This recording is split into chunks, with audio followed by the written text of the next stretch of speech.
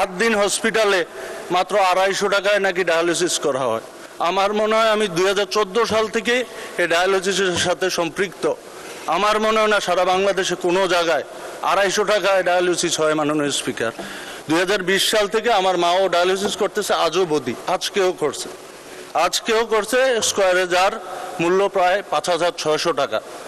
এই যে 5% এবং 15% কর ফেরতের কারণে আমার মনে হয় এই ডায়ালিসিসের উপরে ডায়ালিসিসের যেই রেটটা ধারণ করা হবে তা অর্ধেকে উত্তীর্ণ হবে। মাননীয় স্পিকার, আরেকটা বিষয় আমি আপনার অবতীর্ণ করতে চাই। মাননীয় স্পিকার, সমাজ কল্যাণ মন্ত্রণালয়ের অধিদপ্তরের অধীনে বা সমাজ কল্যাণ মন্ত্রণালয়ের অধীনে আমাদের উপজেলায় যে সমাজসেবা অফিসারের অধীনে আমাদের গ্রাম্য যেই ধরনের মানুষ বা গ্রামের মানুষ যদি ক্যান্সার আক্রান্ত হয় বা স্ট্রোকের মাধ্যমে বা স্ট্রোকের কারণে তারা যদি পঙ্গুত্ব বরণ করে, তাইলে এখন পর্যন্ত তাদেরকে বাৎসরিক 50,000 টাকা অনুদান দেওয়া হয়।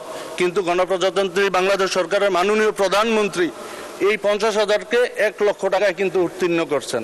তা আমার কথা হলো মাননীয় স্পিকার, এই নাগরিক সুযোগ সুবিধাগুলো যদি আপনারা না দেখেন, অনেক মতাদর্শের লোক হয়তো বা এই জায়গায় আছে, অনেকের কথা হলো ব্যাংক নিয়ে কথা বা হাসপাতাল নিয়ে কথা। আসলে আমাদের রাজনীতিটা তো জনবান্ধব। মাননীয় স্পিকার, মানুষ বাঁচলে না সব কিছু, মানুষ না বাঁচলে তো কোনো কিছু না।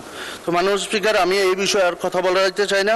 আমি শুধু এটুকুই বলতে চাই, আমার নির্বাচনী আসন 255 কুমিল্লা 7, আমার নির্বাচনী আসনে 13টি ইউনিয়ন, 1টি উপজেলা অবস্থিত ও 1টি পৌরসভা আছে। মাননীয় স্পিকার, আপনার রাষ্ট্রপতির ভাষণের উপরে আলোচনা বাজেটে আমি কথা বলার পর মাননীয় স্বাস্থ্যমন্ত্রী মহোদয় কুমিল্লা মেডিকেল কলেজে উনি পরিদর্শনে গেছেন। ফেরার পথে চান্দিনা মেডিকেল কলেজ, চান্দিনা আমার হাসপাতালে, সরকারি হাসপাতালে উনি গিয়েছেন। যাওয়ার ফলশ্রুতিতে অন স্পটেই গণপ্রজাতন্ত্রী বাংলাদেশ সরকারের মাননীয় প্রধানমন্ত্রী ওনাকে ফোন দিয়ে ওনার অবস্থান জানতে চাইছেন। এরপর উনি বলছে আমি চান্দিনা আছি।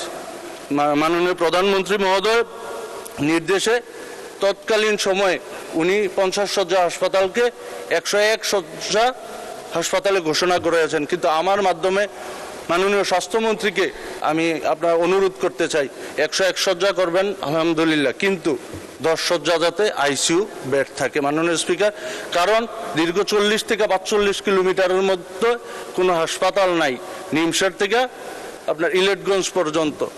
এই যে অ্যাক্সিডেন্ট হয়, অ্যাক্সিডেন্ট হলে রুগীদের তাৎক্ষণিক সেবা দেওয়ার জন্য আইসিইউ খুব জরুরি।